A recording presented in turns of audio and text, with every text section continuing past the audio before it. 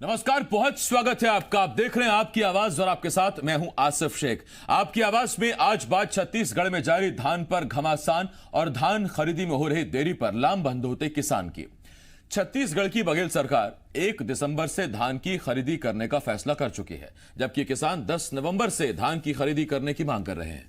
नतीजा, अब किसान सरकार के खिलाफ लामबंद हो रहे हैं, तो दूसरी तरफ विपक्ष भी सरकार पर हमलावर है। इसी बीच सरकार अपनी छवि सुधारने और अपनी 2 साल की सरकार की उपलब्धियां बताने के लिए घर घर जाने की तैयारी कर रही है, तो विपक्ष ने भी सरकार के अभियान के खिलाफ अपनी तैयारी कर ली है।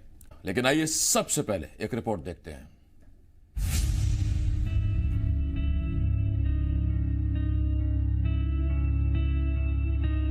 छत्तीसगढ़ में धान पर घमासान जारी है। सरकार 1 दिसंबर से धान खरीदी करने का फैसला कर चुकी है, तो दूसरी तरफ प्रदेश के किसान 10 नवंबर से धान खरीदी की मांग पर अड़े हुए हैं। दिवाली से पहले धान खरीदी शुरू हो, इसको लेकर कई किसान संगठन लामबंद हुए और सरकार के खिलाफ जमकर विरोध प्रदर्शन किया गया।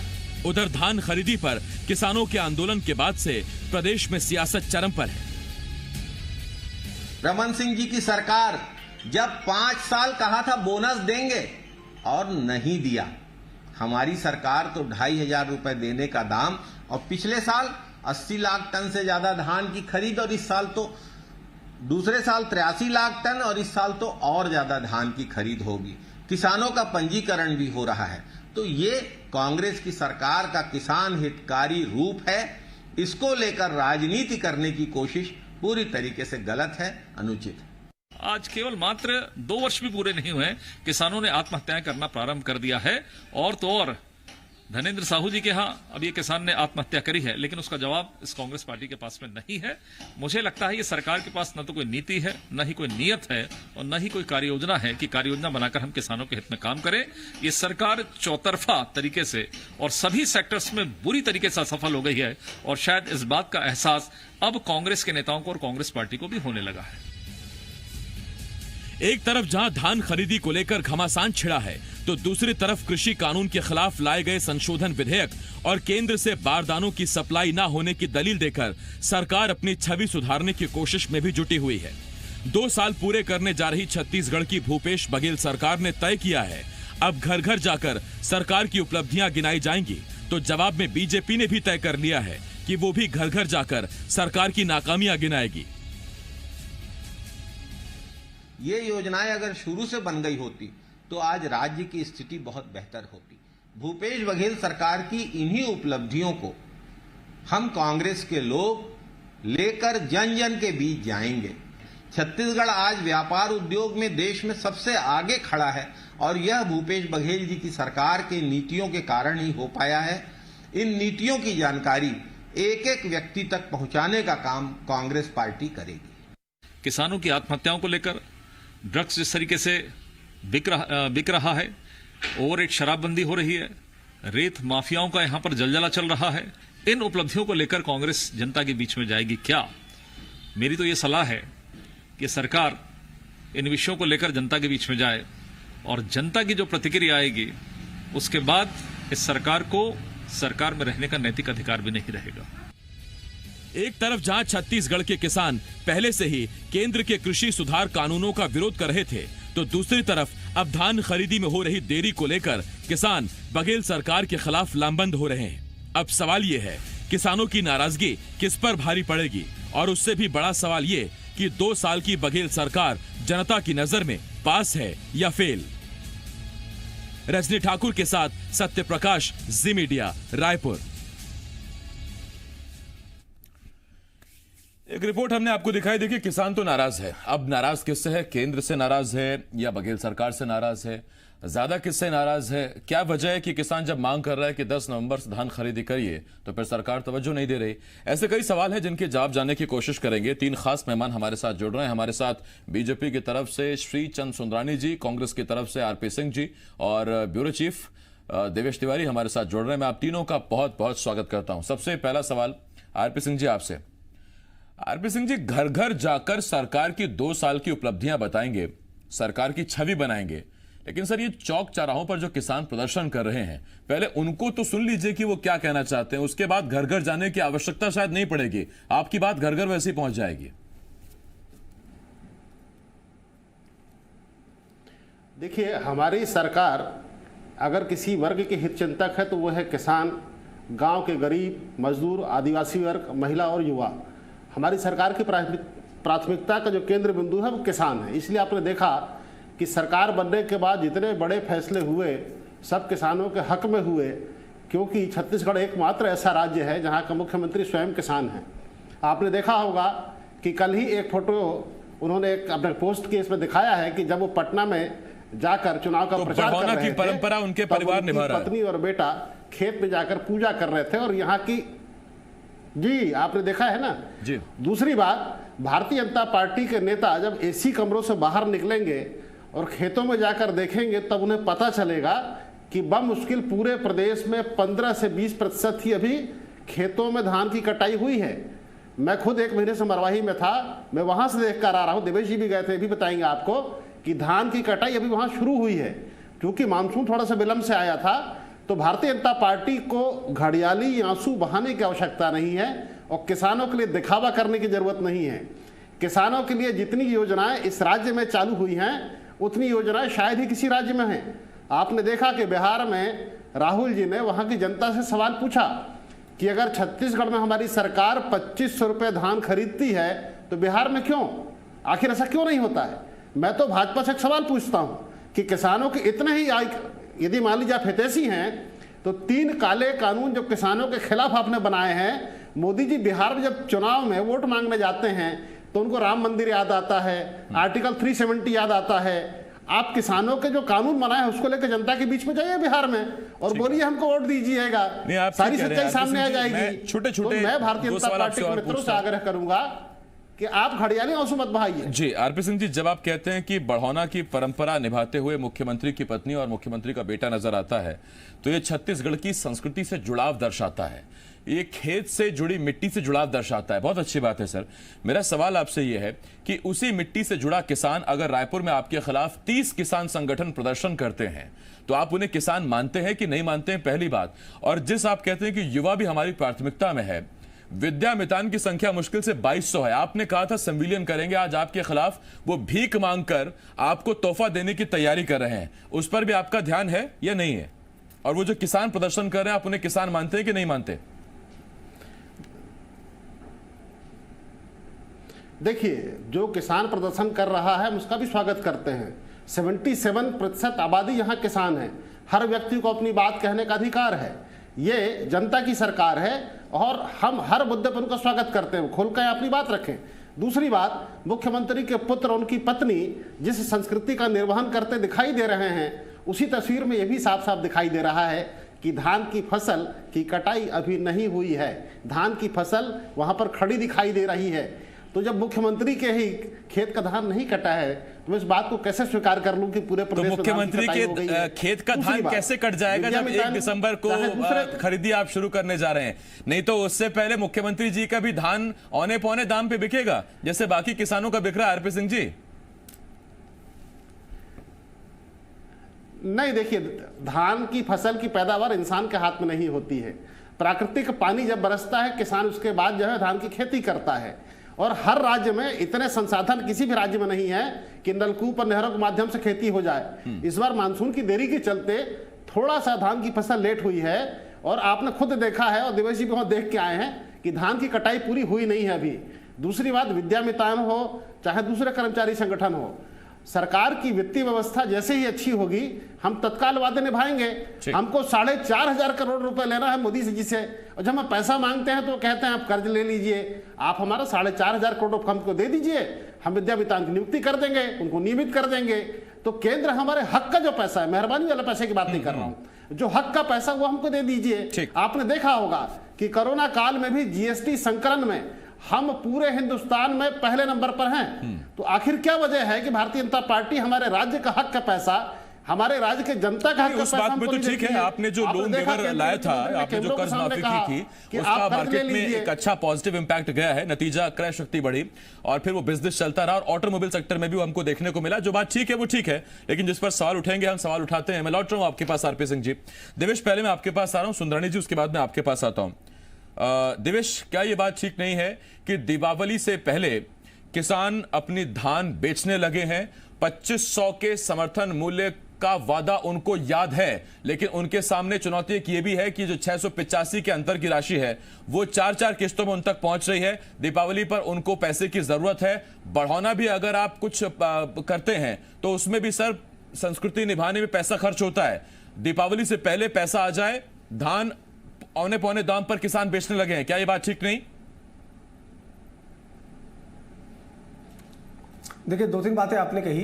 दिवाली को देखते हुए 1 नवंबर को सरकार ने किसानों को पैसा दिया है, लेकिन बहुत बेहतर होता जब चौथी किस्त भी दिवाली के ठीक 2-3 दिन पहले आ जाती तो किसानों की दिवाली और अच्छी हो जाती। अभी भी बुरी नहीं है, लेकिन और अच्छी हो सकती थी, क्योंकि सरकार का यह कहना है कि वित्तीय व्यवस्था को देखते हुए जो वित्तीय प्रबंधन किया जा रहा है उसके हिसाब से इसी वित्तीय वर्ष में किसानों को चौथी किस्त की राशि का भुगतान भी हो जाएगा। अगर ऐसा हो जाता है तो इस स्थिति में माना जाएगा कि सरकार किस्तों में सही कम से कम किसानों को 2500 रुपए दे रही है। दूसरी बात, जिस बढ़ाना की चर्चा हो रही है, हम भी छत्तीसगढ़ के गांव ग्रामीण इलाके से आते हैं, और बढ़ाना तब किया जाता है जब किसान की लुआई पूरी हो जाती है। यानी जब आपके खेत में सारे धान को लू लिया गया, यानी कि काट लिया गया, उसके बाद जो लास्ट स्टेज होता है, जो थोड़ा धान का हिस्सा बच जाता है, उसके काटने को लूना कहते हैं। और मुख्यमंत्री जो फोटो पोस्ट की थी उसमें उन्होंने कहा भी है कि धान लुआई की प्रक्रिया को पूरी होने पर हम बढ़ाना, हमारी पत्नी और उनके बच्चे ने जो किया है, इस बात को मुख्यमंत्री ने उल्लेखित भी किया है। इस तरह से यह माना जाए कि दुर्ग जिले में भी, जहां पर मुख्यमंत्री जी का खेत है, वहां पर बढ़ाना किया जा रहा है, यानी कि धान की लुआई की प्रक्रिया पूरी हो गई। अब शुरू होगी उसकी मिसाई की प्रक्रिया। तो जाहिर तौर पर मिसाई अगर लेट होगी तो फिर धान खरीदी भी लेट होना स्वीकार है। लेकिन बहुत सारे ऐसे किसान हैं जो हार्वेस्टर्स यूज करते हैं। अगर किसान आज धान की लुआई कर रहा है तो कुछ दिन और उसे अपने ब्यारा में, अपने अब उसका जो खेत धान को मिसने का क्षेत्र है वहां पर वो रख सकता है। लेकिन अगर वो हार्वेस्टर से आज कटवाना शुरू करता है, उसका आशय यह है कि उसके पास आज उसकी धान लूने की स्थिति में है और वो हार्वेस्टर चलाने के बाद उसे बेचने की स्थिति में भी होगा, तो पहले दिन तो पूरा धान नहीं पहुंच जाता। बीते साल क्या हुआ था, धान खरीदी देर शुरू हुई थी, किसान अचानक पहुंचने लगे। मुख्यमंत्री उसी बीच में अमेरिका के दौरे पर गए और छत्तीसगढ़ में अधिकारियों ने उतना ही पैसा दिया जितना किसानों को देना है, उतना ही धान खरीदा जितना लक्ष्य रखा गया है। लेकिन किसान परेशान होता रहा पूरे धान खरीदी के दौरान, बार बार नियम बदलते रहे, टोकन की संख्या कम होती रही। बाद में मुख्यमंत्री ने अपनी ही पार्टी के जो कांग्रेस के से जुड़े हुए किसान नेता उनको बुलाया और पूछा कि सच सच बताओ क्या स्थिति है। अधिकारी तो अलग बात बता रहे हैं। तो उनके कहने पर फिर मुख्यमंत्री ने आदेश दिया, तब जाकर स्थितियां थोड़ी सामान्य हुई थी। तो इस साल वो स्थितियां ना बने, उसके लिए प्रयास जरूरी है। किसानों की मांग है कि पहले 1 तारीख कहा गया, अब कहा जा रहा है कि 10 नवंबर से धान खरीदी की शुरुआत हो। अगर शुरुआत होती है, सरकार को पैसे उतने ही देने हैं, जल्द शुरू करने में समस्या तो नहीं होनी चाहिए। यही वजह है कि किसान बड़ी उम्मीदों के साथ आज राजधानी की सड़कों पर उतरा था और इस बात की मांग कर रहा था कि उनके धान खरीदी की शुरुआत होनी चाहिए। ठीक, मैं लौट रहा हूं इस पर आपके पास। देवेश, आरपी सिंह जी आपके पास मैं आऊंगा। सुंदरानी जी पहले आपके पास आ रहा हूं। सुंदरानी जी, तब जबकि सरकार ने तय किया है कि घर घर जाएंगे, अपनी उपलब्धियां बताएंगे, आपने कहा कि हम घर घर जाएंगे, नाकामियां बताएंगे। सर देखिए, किसान सिर्फ सरकार का सिर फोड़ने के लिए बैठा है ऐसा नहीं है, नाराज तो वो आपसे भी है। आपके कृषि सुधार कानूनों की हालत यह है कि किसान आपसे भी नाराज है। उसकी दोनों मांगे हैं कि एक तो धान जल्दी खरीदी करिए, दूसरा एक कृषि कानून सुधार जो है इसको आप अलग करिए या इस पर संशोधन करिए, जो सरकार ने अपने हिस्से से किया भी है। रही बात कृषि सुधार कानूनों की, तो प्याज के रेट जब बढ़े तो सर छत्तीसगढ़ में तो लिमिट पहले ही तय हो गई थी, उसके बाद मध्य प्रदेश में आपकी बीजेपी सरकार ने भी प्याज की भंडारण की लिमिट तय कर दी है। तो केंद्रीय कानून के खिलाफ जाकर आप ही की सरकारें अलग काम कर रही हैं और उसमें आप कहते हैं कि केंद्रीय कृषि सुधार कानून ठीक है, सरकारें कांग्रेस की मान नहीं रही हैं, जबकि स्थिति है किसान आपसे नाराज है। देखिए, किसान हमसे नाराज नहीं है। किसानों को दिग्भ्रमित करने का काम कांग्रेस पार्टी कर रही है। कृषि बिल को लेकर जिस प्रकार से भ्रम जाल फैला रही है कांग्रेस, और किसानों के दिमाग में ये भरने का प्रयास कर रही कि बीजेपी सरकार ने कृषि बिल जो लाए हैं वो किसान विरोधी है, लेकिन वास्तविकता यह है कि वो किसानों के हित में, और भारतीय जनता पार्टी के कार्यकर्ता भी इस दिशा में काम कर रहे हैं और हम किसानों के हित में। अच्छा सुंदरानी जी, छत्तीसगढ़ में बघेल सरकार और पंजाब में कैप्टन सरकार दोनों कांग्रेस की सरकार है, लेकिन हरियाणा में तो खट्टर सरकार है। तो फिर खट्टर सरकार बीजेपी से अलग जा रही है क्या? वहां किसानों का क्या आंदोलन था और आंदोलन की क्या तीव्रता थी और कैसे ट्रैक्टर सड़कों पर निकले, हमने देखा है सर। किसने भड़काया वहां? देखिए, हरियाणा और पंजाब की स्थिति और छत्तीसगढ़ की स्थिति अलग अलग है, लेकिन मैं आप आना चाहूंगा यहाँ धान खरीदी के मामले में। धान खरीदी का जहां तक मुद्दा है, भारतीय जनता पार्टी की सरकार 15 साल रही। 1 नवंबर को हम धान खरीदते थे। अभी मैं आरपी सिंह जी को सुन रहा था, भाई देवेश को भी मैंने सुना। निश्चित रूप से धान कटाई काफी हद तक हो चुकी है छत्तीसगढ़ में। मैं भी मरवाई में था, वहां खेतों की स्थिति मैंने देखी है, धान कटाई की स्पीड मैंने देखी है। अगर भगवान न करे एक वर्षा गिर जाए, गलती से भी पानी गिर जाए, तो कहीं न कहीं किसानों का कितना बड़ा अहित होगा, इसकी कल्पना सरकार को भी है और आम आदमी भी इसकी कल्पना कर सकता है। लेकिन किसानों की चिंता नहीं, रकबा घटाया इन्होंने, रकबा घटाने का काम किया। कम से कम धान खरीदना पड़े, 1200-1400 रुपए में किसान अभी मंडियों के माध्यम से जाके धान बेच रहा है। लोग लगातार समाचार पत्रों में, आप लोगों के चैनलों में लगातार ये देखने को मिल रहा है कि किसान मजबूरी में, क्योंकि दीपावली सामने है, उसे पैसे की दरकार है, वो धान बेच रहा है। तो ये स्थिति को रोकने के लिए धान खरीदा जाना चाहिए था, 1 नवंबर को शुरू करना था। मैं आपसे सुनानी जी ये पूछना चाहता हूं सर, सुनानी जी मैं आपसे पूछना चाहता हूं, आपको पता है देवेश को हम यहाँ क्यों बैठाते हैं या देवेश हमारे साथ क्यों बैठते हैं? क्योंकि जैसे एक 3D पिक्चर होती है ना सर, उसके लिए चश्मा चाहिए होता है काला, जिसमें एक शीशा नीला होता है, एक लाल होता है। तो एक शीशा कांग्रेस का है, एक चश्मे का शीशा बीजेपी का है। एक ही मरवाही, उसी का एक ही खेत, लेकिन उसमें बीजेपी देखती है कि धान कट गया, कांग्रेस देखती है धान अभी तक कटा नहीं है। इसीलिए देवेश हमारे साथ बैठते हैं कि वो बता सके कि असल पिक्चर क्या है बीच के। देवेश ने बताया कि वहां की क्या स्थिति है। आरपी सिंह जी, मैं तो आपसे एक छोटी सी चीज ये पूछ रहा हूं, आरपी सिंह जी से पहले सुंदरानी जी आपसे। सुंदरानी जी, आप आज कह रहे हैं कि 1 नवंबर से हमारी सरकार धान खरीदती थी। सर कई साल तो मुझे भी आपसे बहस करते करते हो गए यहाँ। मुझे अच्छी तरह याद है कि कांग्रेस तक प्रदर्शन क्या करती थी कि 1 नवंबर से आप धान खरीदी करें, तब आप 10 क्विंटल खरीदा करते थे प्रति एकड़ एक खेत में, और आज आप कह रहे हैं कि उसी खेत में वही किसान 20 क्विंटल सरकार खरीदे। ये अचानक से इतना धान कहां से उगाएगा सर किसान? नहीं, देखिए आसिफ जी, मैं आपकी बात थोड़ी क्लियर कर दूं। हम 15 क्विंटल धान खरीदते थे और उसके पहले जितना धान पैदा करता था किसान, वो भी खरीदे हम लोगों ने 10 साल तक। तो खैर अभी 20 टन की, हम 20 क्विंटल की बात हम इसलिए कर रहे हैं क्योंकि केंद्र सरकार जो 44 लाख टन मैट्रिक टन चावल खरीदती थी, उसको 60 लाख मैट्रिक टन चावल खरीदने का निर्णय केंद्र ने किया राज्य सरकार से।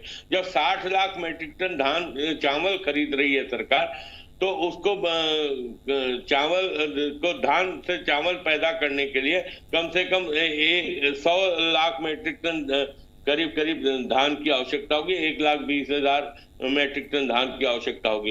तो 20 क्विंटल खरीदे ना, जब केंद्र सरकार 60 लाख मैट्रिक टन चावल खरीद रही है तो ठीक, क्यों नहीं खरीद रही? आपके पास आरपी सिंह जी आखिरी 30 सेकंड दे पाऊंगा मैं आपको।